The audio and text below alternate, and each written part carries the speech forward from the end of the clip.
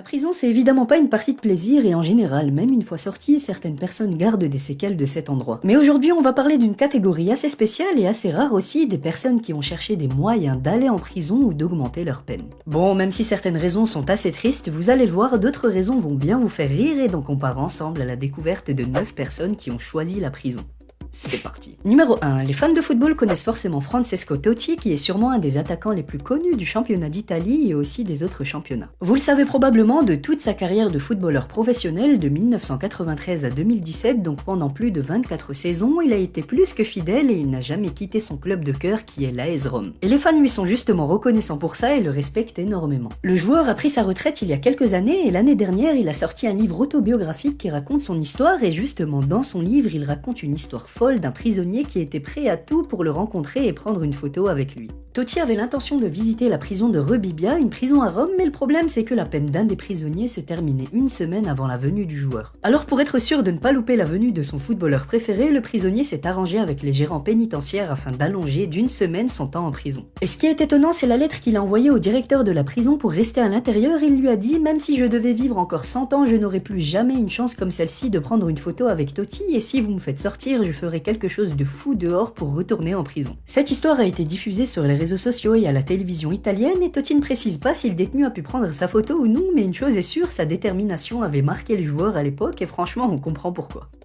Numéro 2. La prochaine histoire, c'est un petit peu la même folie que l'anecdote précédente. On est en octobre 2005 et Eric Torpy, un voyou des États-Unis fan de basketball, comparaît devant le juge pour braquage et tentative d'homicide. Et dans l'état où il habitait, autant vous dire que la justice est très ferme avec ce genre de fait et son avocat le prévient, la sanction s'annonçait très lourde. Résultat, en fin de jugement, sans surprise, le juge annonce 30 ans de prison ferme à Eric. Mais là, quelque chose d'étonnant se passe, Eric se lève et fait une demande vraiment incroyable. Il dit au juge « Je suis fan de Jerry Bird, le basketteur qui était numéro 33, alors rajoutez-moi 3 ans de prison. » Non mais je vous le dis, vous avez un souci mental, c'est possible, faut faire un diagnostic, faut regarder ce que vous avez dans le cerveau. Le juge, sous le choc, a accepté la demande et il a même dit « Je n'ai jamais vu ça en 26 ans de carrière ». D'ailleurs, d'après ce que racontent des témoins, Eric Torpy était heureux comme un enfant quand on a accepté sa demande. En plus de ça, même en prison, les détenus ont appris son geste et ceux qui ne le prennent pas pour un fou le respectent et lui font même le signe 33 avec leurs doigts quand ils le voient. Bon, aujourd'hui, après presque 15 ans de prison, il a mûri et quand on l'a questionné sur son geste, il a dit « J'ai changé et je regrette ce geste stupide, j'aimerais finalement bien faire 30 ans au lieu de 33. »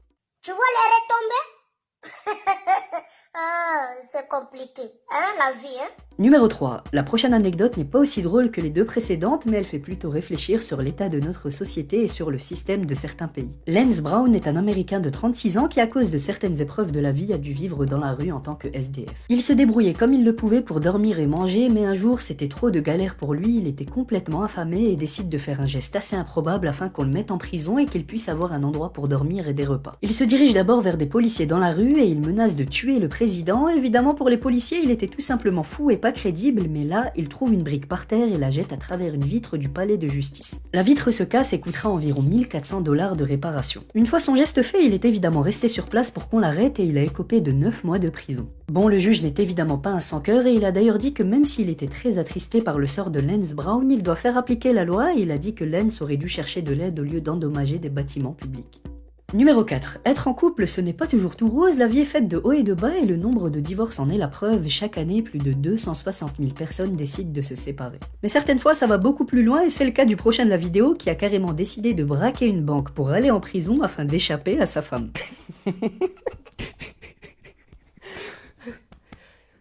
Il s'appelle Lawrence John Ripple, il a 70 ans et après s'être disputé avec sa femme, il sort de chez lui énervé et se dirige vers la banque la plus proche. Une fois dans la banque, il donne un papier à la dame de l'accueil avec écrit « J'ai une arme, donnez-moi l'argent ». Elle lui donne à peu près 3000 $, mais au lieu de partir, il s'assoit dans le couloir et attend la police. Évidemment, il est directement envoyé en prison en attendant son jugement et Lawrence pensait avoir réussi son coup, mais le juge en a décidé autrement. Quand il a appris les raisons de son geste, le juge a finalement pris la décision de le relâcher sans aucune charge contre lui. Numéro 5. Bon, le numéro 5 est un petit peu cliché, mais je vous assure que c'est une histoire vraie. Direction la Belgique et plus précisément dans la prison de Lantin. D'après le journal 20 minutes, un homme âgé d'une trentaine d'années qui a déjà été condamné à 17 reprises, dont 16 fois pour vol, a refusé de comparaître devant le tribunal correctionnel et a préféré rester dans sa cellule. Et la raison est toute simple, son audience avait lieu un mercredi et le mercredi dans sa prison, c'est le jour des frites. Et donc il n'a pas voulu passer devant le juge car il aimait trop les frites tout simplement. Double ration de frites. Bon, je vous l'ai dit, c'est un petit peu cliché vu que la Belgique et les frites ça va souvent ensemble et d'ailleurs D'ailleurs, en parlant de frites, en baladant sur internet, j'ai trouvé un article assez spécial. D'après le site Futura Santé, un jeune anglais de 19 ans a récemment perdu la vue et l'ouïe à cause de son régime alimentaire. Depuis l'âge de 7 ans, le jeune dont le nom est resté anonyme se nourrit seulement de chips Pringles, de frites et de saucisses, et malgré les efforts de sa mère pour lui faire manger des fruits et des légumes, il ne voulait rien savoir. Mais petit à petit, il est devenu de plus en plus fatigué et à 14 ans, il perd soudainement l'ouïe et se plaint de graves problèmes de vue, et malgré les IRM des médecins, ils ne détectent rien d'anormal et ne savent pas d'où vient le problème. Mais plus tard, le jeune perd complètement la vue et les verdicts des médecins spécialistes sont clairs, son régime alimentaire a endommagé son nerf optique. En général, la maladie peut être soignée grâce à une prescription de vitamines lorsqu'elle est prise suffisamment tôt, mais dans cette histoire, il était déjà trop tard. Les vitamines qui lui ont été prescrites ont réussi à stopper la perte visuelle, mais il ne pourra jamais retrouver une vision normale. Et la raison qui a fait que les parents du jeune ne s'inquiètent pas au début était que son poids et sa taille étaient tout à fait normaux, il était même très maigre, et vu que quand on entend parler de malbouffe, on pense souvent à l'obésité, les parents ne s'étaient jamais doutés qu'il était en mauvaise santé avant l'apparition des symptômes graves. Enfin bref, vous l'avez compris, faites attention à votre alimentation et...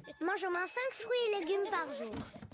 Numéro 6. Pour certains, jouer à la Xbox toute la journée est pire que d'aller en prison. Un journal anglais rapporte qu'un néo-zélandais de 19 ans a été assigné à résidence pour purger sa peine de 10 mois et au bout du 9e mois, après avoir fini tous ses jeux et en avoir eu marre de sa console, il décide d'appeler la police pour les prévenir que s'il n'était pas envoyé en prison, il allait enfreindre son assignation. Selon l'officier de police interrogé par le journal, le jeune aurait dit qu'il avait fait le tour de tous ses jeux Xbox, qu'il s'ennuyait tellement qu'il préférait encore aller en prison. Et justement, son vœu a été exaucé puisqu'il a été incarcéré dans une prison près de chez lui pendant tout un mois comme si c'était des vacances scolaires.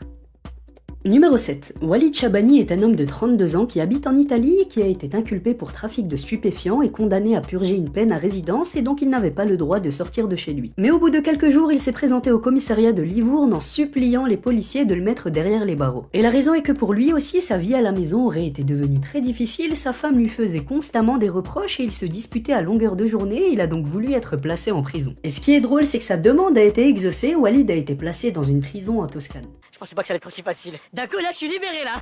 Numéro 8. James Veron a 59 ans, il habite en Caroline du Nord et après avoir travaillé durant 17 ans chez Coca-Cola, il se fait licencier et retrouve difficilement un travail dans une usine. Le problème, c'est qu'en travaillant, il se fait une hernie discale et les médecins lui trouvent d'autres problèmes de santé plus ou moins graves. Le souci, c'est qu'il n'a pas d'assurance maladie et pas encore l'âge pour bénéficier de l'assurance pour les personnes âgées, alors pour ne pas emprunter de l'argent à sa famille, il décide de se débrouiller seul et il trouve une idée vraiment désespérée, la prison. Il se dit qu'en prison, au moins, il aurait le droit à une visite médicale gratuite, à un examen et à des médicaments. Il décide donc de se rendre dans un supermarché de sa ville, demande $1 à la caissière en disant qu'il était armé, elle appelle la police et en les attendant, il s'installe tranquillement sur le canapé du magasin. Bon, une fois devant le juge, vu qu'il n'avait volé qu'$1, il ne risquait pas une longue peine et dans une interview qu'il a donnée à un journal, il a dit « Si j'ai manipulé le système judiciaire, c'est par nécessité ». Il a été mis dans la même cellule qu'un voleur d'ordinateur et il a même menacé le juge en lui disant que si on ne le gardait pas en prison jusqu'à la fin de son traitement, il recommencerait ses vols.